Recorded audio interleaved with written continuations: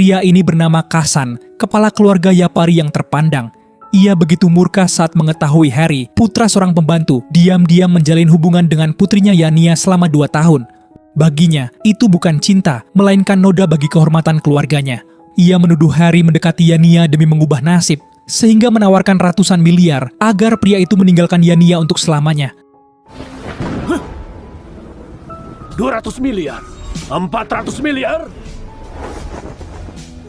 Namun Harry menolak. Meski miskin, ia masih memiliki harga diri. Ia memilih menanggung semua kesalahan demi melindungi ibunya, lalu memutuskan akan pergi ke luar negeri dan tak akan menemui Yania lagi.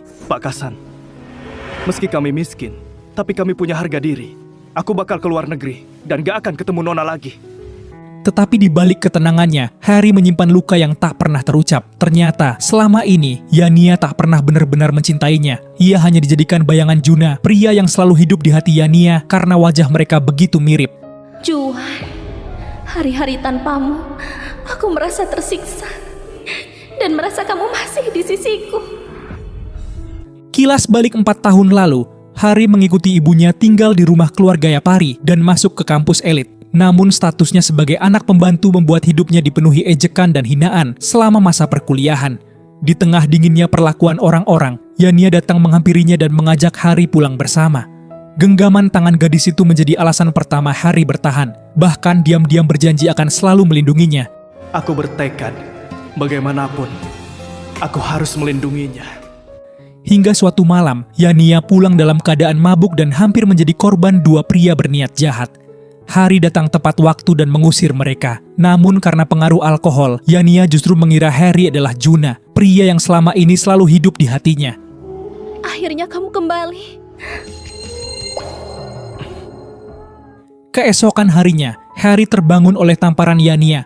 Dengan tatapan dingin, Yania menawarkan uang agar kejadian semalam tetap menjadi rahasia. Namun Harry menolak dan memilih bertanggung jawab.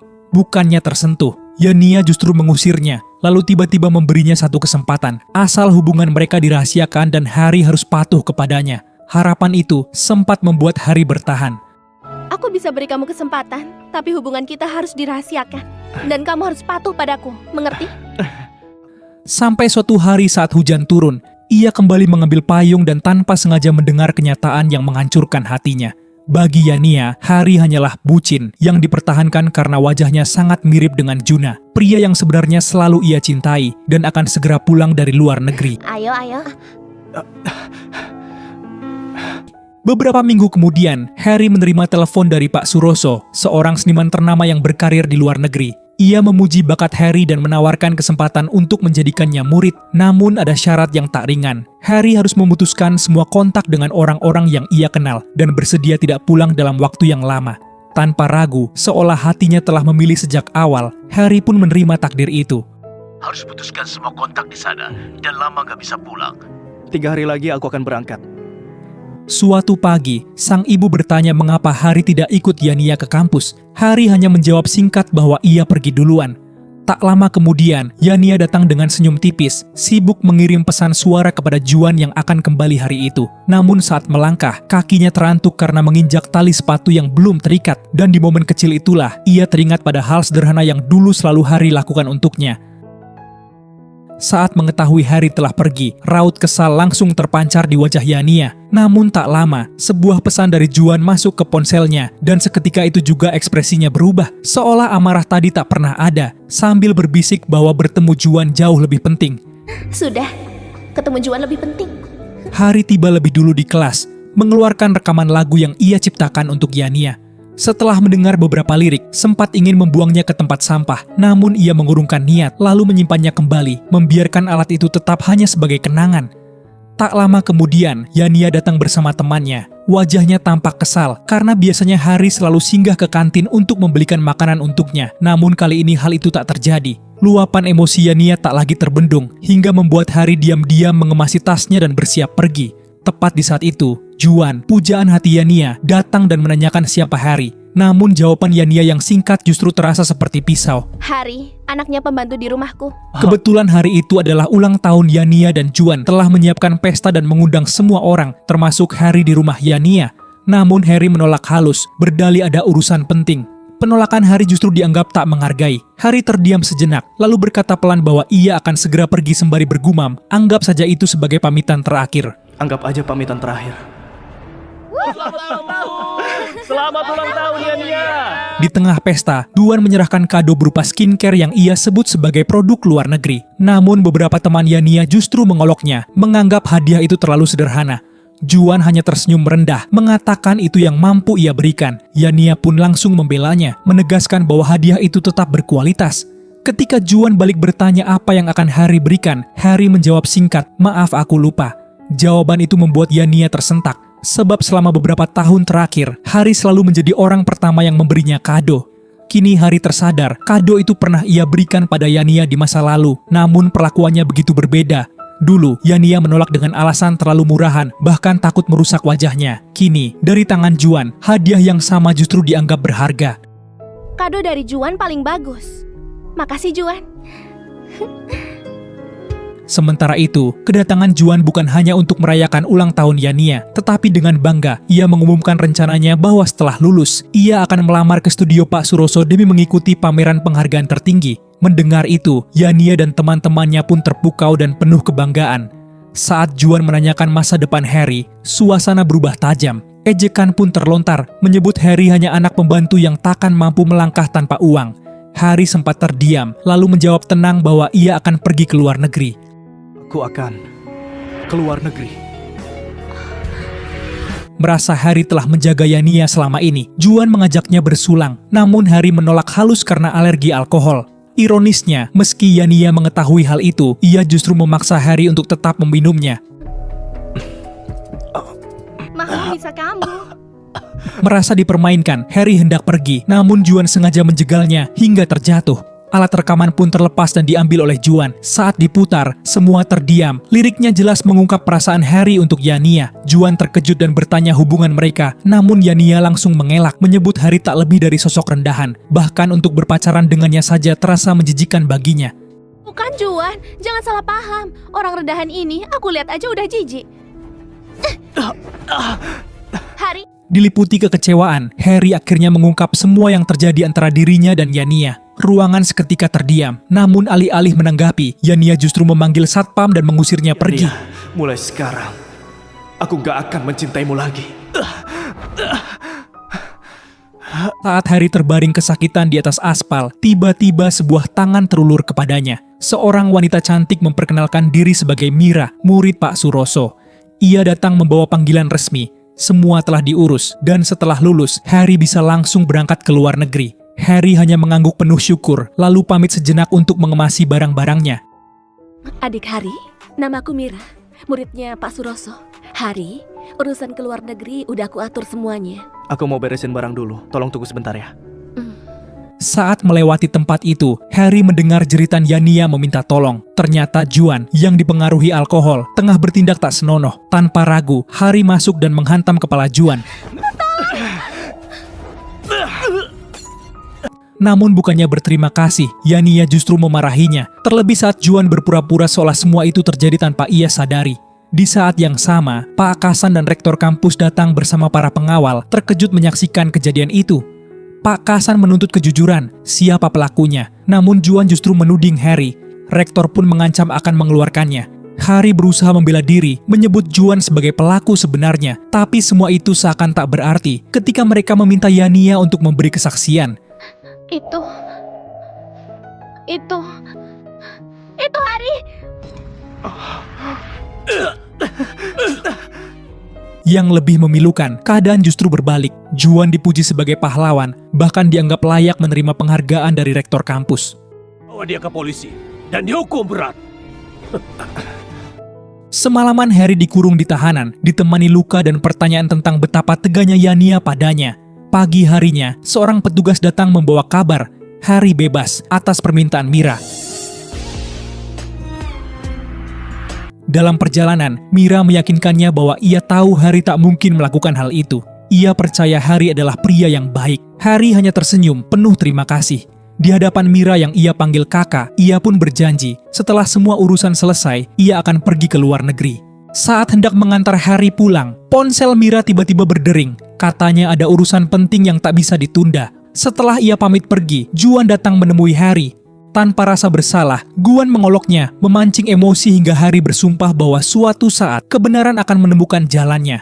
Namun Juan yang selalu berlindung di balik cinta Yania justru semakin angkuh. Ia yakin karena Yania takkan pernah menjatuhkannya. Bahkan saat sebuah mobil melaju, ia kembali berniat mendorong Harry ke tengah jalan.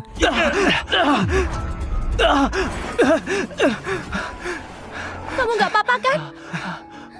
Tuduhan demi tuduhan terus dilontarkan Juan tanpa ragu. Sementara Yania yang telah dibutakan oleh cintanya justru melihat Harry sebagai satu-satunya yang bersalah. Setelah kembali merendahkan Harry, Yania akhirnya mengakui bahwa kejadian kemarin adalah kesalahannya. Namun ia memilih melindungi Juan, tak ingin ia ditangkap atau dipenjara, karena Juan akan bergabung bersama tim Pak Suroso, sehingga tak boleh ternoda catatan kriminal. Sementara itu di matanya, Harry hanyalah seseorang yang tak punya apa-apa dan tak berarti. Dia punya masa depan. Terus aku? Dia punya bakat dan impian. Kamu punya apa? Ayo. Keesokan harinya, sang ibu dengan suara lirih dan penuh kesedihan menyampaikan pesan terakhir untuk Harry yang akan berangkat ke luar negeri. Harry mencoba menguatkannya, lalu berpesan lembut, mulai hari ini, ibu tak perlu lagi bekerja di sini karena aku akan mengirimkan uang untuk ibu. Saat hendak pergi, langkah Harry tiba-tiba terhenti oleh Yania yang menghadangnya. Ia menyodorkan selembar kontrak, meminta Harry menjadi asistennya. Meskipun begitu, ia masih sempat merendahkan Harry, seolah tanpa dirinya, Harry tak akan mampu apa-apa. Namun dengan keputusan yang telah bulat, Harry menolak. Harry! Hingga di tengah ketegangan itu, telepon dari Juan masuk, mengabarkan dirinya jatuh sakit. Juan sakit. Aku antar dia ke rumah sakit dulu. Nanti temenin kamu. Beberapa saat kemudian, Yania pulang dan langsung menanyakan Harry. Sang pengawal menjawab bahwa Harry telah berangkat ke luar negeri. Yania menolak percaya, menganggap itu hanya tipu daya. Namun saat teringat tiket yang sempat ia lihat di tengah ketegangan tadi, keyakinannya runtuh. Dengan panik, ia meraih ponsel dan mencoba menghubungi Harry yang pada saat itu telah dijemput Mira. Dengan senyum tipis, ia melepas kartu SIM dari ponselnya, lalu membuangnya, seolah menutup semua yang pernah ada. Nomor yang Anda tuju tidak dapat dihubungi. Konyol banget. Mana mungkin dia rela ninggalin aku? Di antara amarah dan penyesalan yang saling bertabrakan, tanpa ia sadari, mobil yang membawa Harry dan Mira sempat berpapasan dengannya di jalan.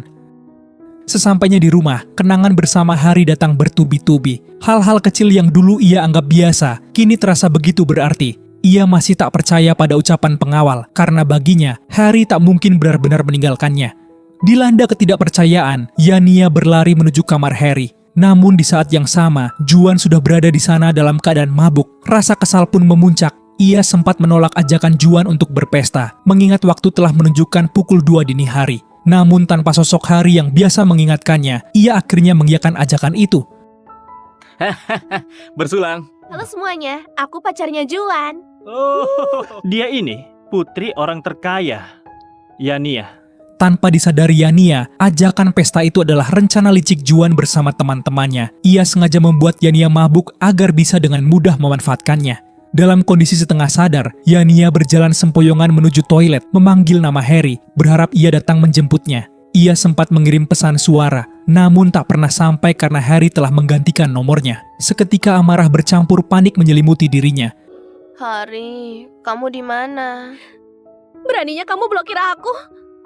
Aku mau lihat gimana kamu tahan hidup tanpa aku.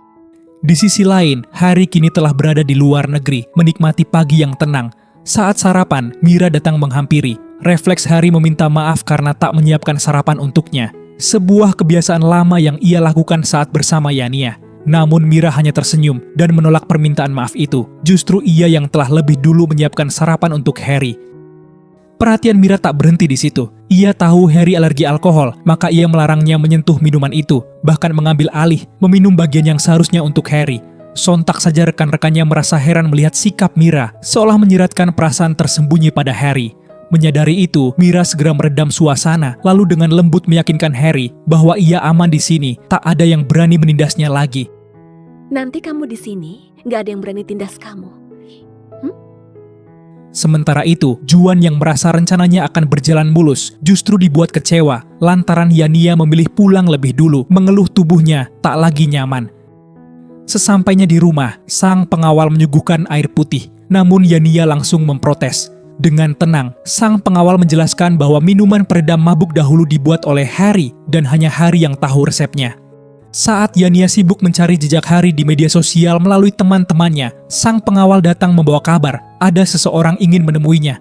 Seketika harapan itu menyala, Yania mengira orang tersebut adalah Harry. Dengan penuh semangat, ia bergegas keluar kamar, namun ternyata...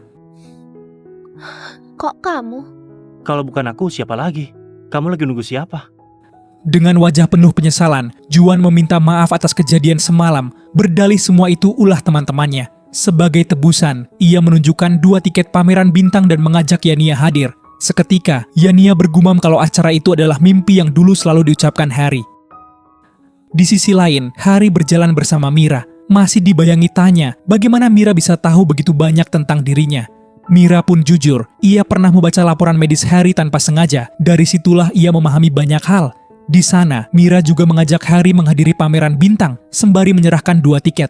Harry sempat ragu karena ia baru beberapa hari di negeri ini dan merasa tak mungkin Pak Suroso mengizinkannya pulang. Namun dengan tenang, Mira berusaha meyakinkannya.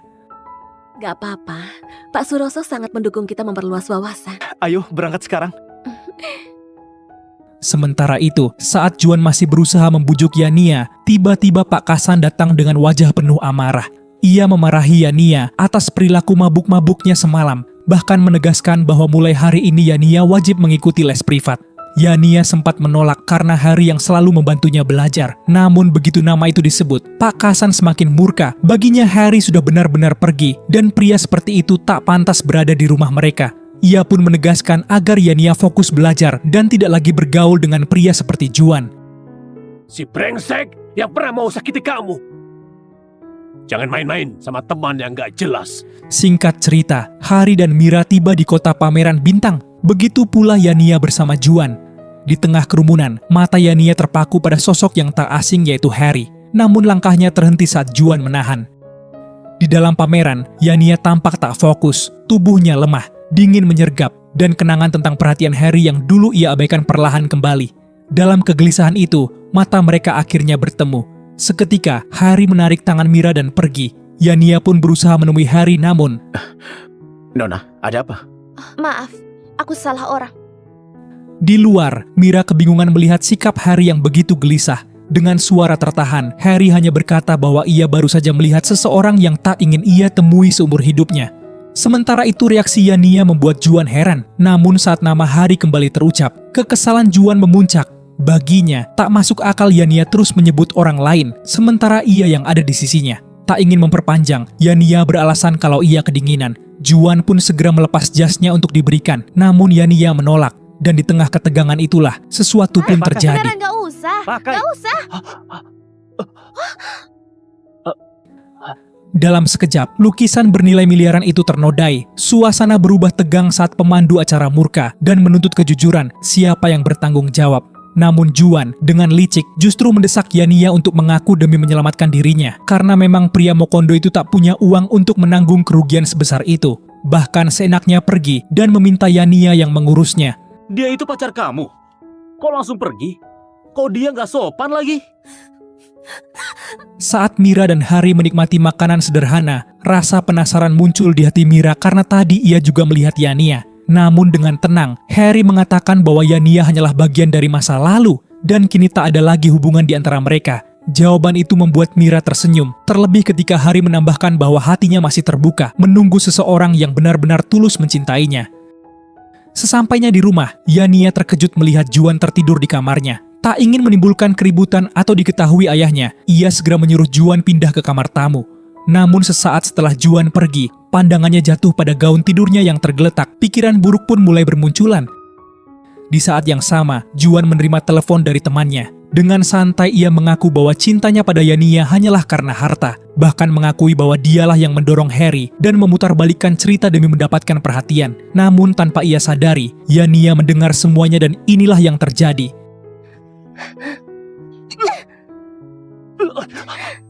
Aku bisa jelasin, aku...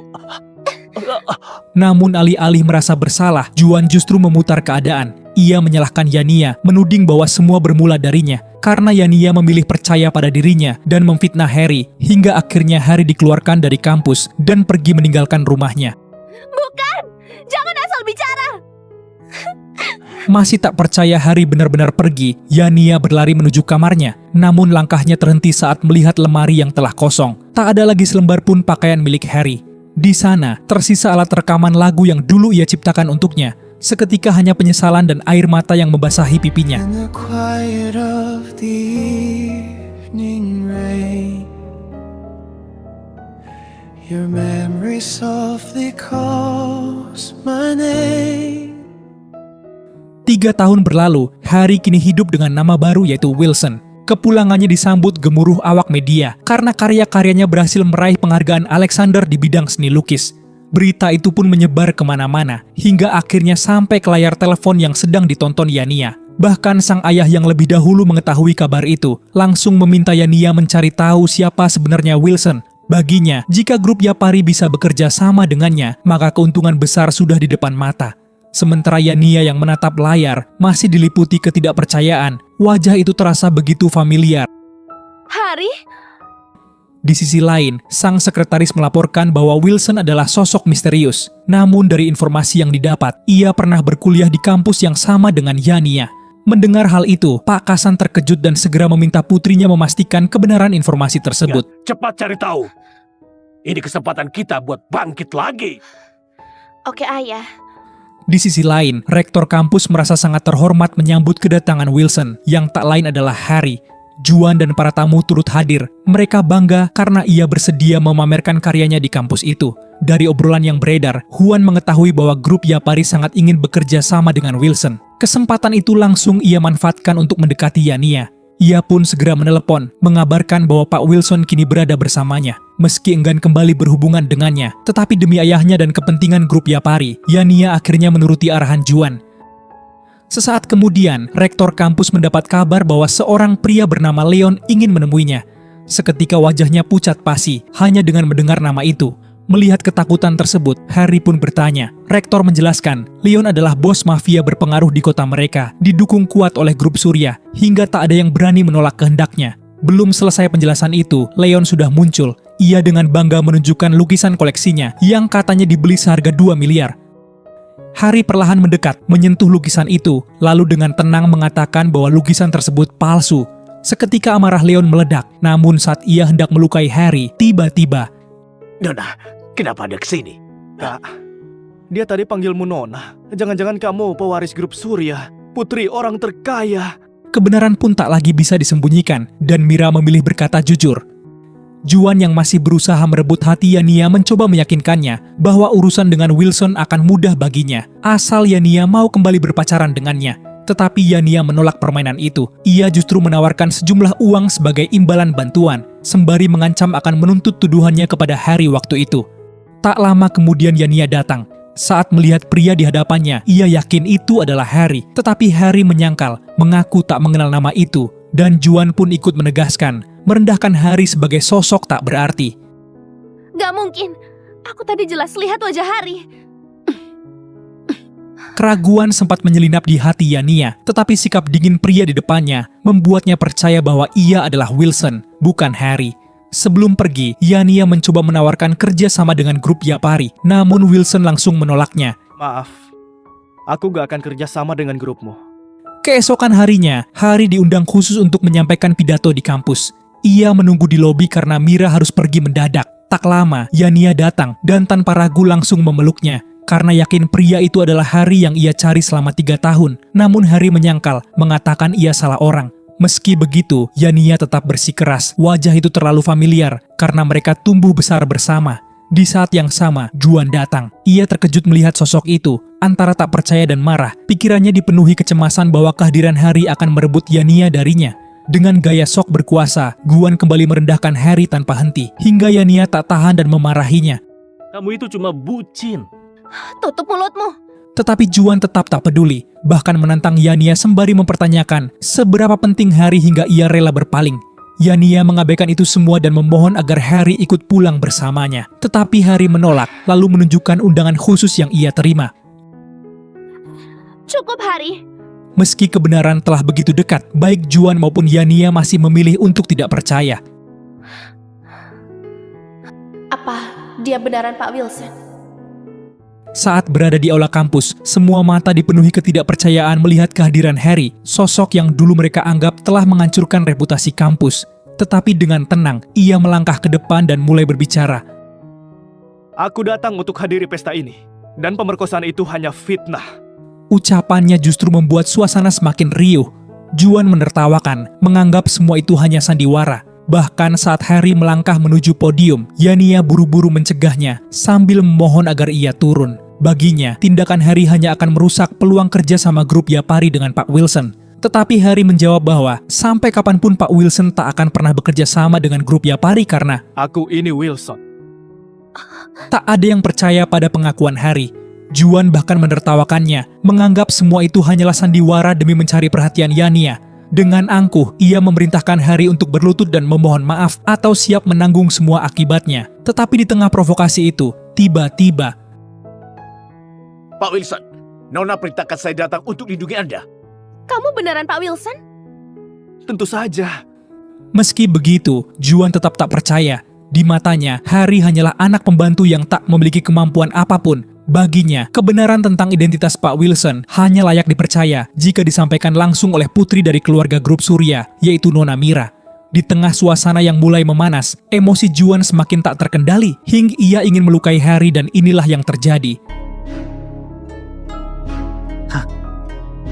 Adik, kamu nggak apa-apa? Kamu beneran Wilson?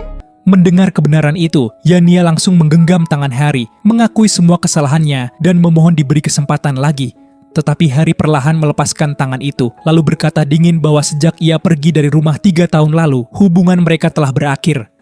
Sementara Juan yang mulai berpura-pura sopan, justru diperintahkan Mira untuk menamparnya. Beraninya menghina Harry? Kamu itu kayak menghinaku. Di hadapan mereka semua, Mira dengan tegas mengakui bahwa Harry adalah kekasihnya, lalu berbisik pelan bahwa semua itu ia lakukan agar Harry tak lagi diganggu. Sementara itu, diam-diam Harry berharap kata-kata Mira tadi benar-benar menjadi kenyataan. Tak ingin berlama-lama, Harry meninggalkan sebuah pesan tegas bahwa 3 hari lagi ia akan mengadakan pameran pribadinya di kampus. Siapapun yang ingin bekerja sama, dipersilakan datang, kecuali keluarga Yapari. Aku nggak akan pernah kerja sama dengan kalian. Kalian gak pantas. Setelah itu, Harry mengajak Mira pulang ke rumahnya. Meski tampak sedikit gugup, Mira disambut hangat oleh ibu Harry, lalu mereka menikmati hidangan sederhana bersama. Di tengah obrolan Mira pamit ke toilet, kesempatan itu dimanfaatkan sang ibu untuk menanyakan hubungan Harry dan Yania. Saat Harry mulai bercerita, Mira diam-diam mendengarnya dari kejauhan sambil tersenyum tipis. Namun senyumnya memudar ketika sang ibu mengatakan bahwa sejak Harry pergi, hampir setiap minggu Yania datang mencari keberadaannya, bahkan di tengah musim salju sekalipun. Kenapa aku udah cari seluruh kota tapi nggak ketemu? Jangan cari lagi, Hari nggak ada. Bagi Harry, semua pengorbanan itu kini tak lagi berarti karena hatinya telah memilih orang lain. Mendengar itu, Mira kembali tersenyum lalu menghampiri mereka. Sang ibu yang seolah memahami perasaan keduanya pun sengaja pergi meninggalkan mereka berdua. Dan di momen itulah, Harry mulai mengungkapkan isi hatinya. Aku harap kita beneran bisa bersama. Apa kamu mau? Aku mau. Saat mereka hampir berciuman, tiba-tiba terdengar suara panggilan dari luar. Harry pun tersentak, lalu segera melangkah membuka pintu, dan ternyata itu adalah Yania. Di sana, Yania tetap bersikeras bahwa Harry masih kekasihnya. Baginya, Harry pergi tanpa pamit, sehingga hubungan mereka belum benar-benar berakhir. Namun Harry tetap teguh pada pendiriannya. Merasa tak mampu menahan Harry lagi, Yania berkata lirih bahwa mungkin Harry bisa membalas semua yang pernah keluarganya berikan dengan uang. Tetapi Harry takkan pernah mampu membayar hutang rindu yang telah ia simpan selama 3 tahun. Bayar pakai sisa hidupmu. Jangan ganggu aku lagi. Kini Yania benar-benar merasa terpojok, terlebih setelah Mira menamparnya keras karena mengetahui semua perlakuannya terhadap Harry 3 tahun yang lalu. Tak berhenti di situ, Mira lalu mencabut sebuah kartu ATM dan berkata, Ambil uang ini terus cepat pergi. Dia ninggalin kamu. Itu keputusan paling tepat.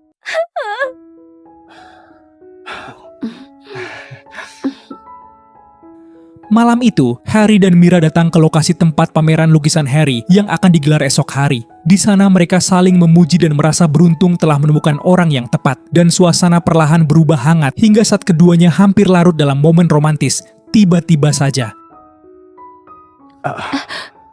Ayo kita pulang.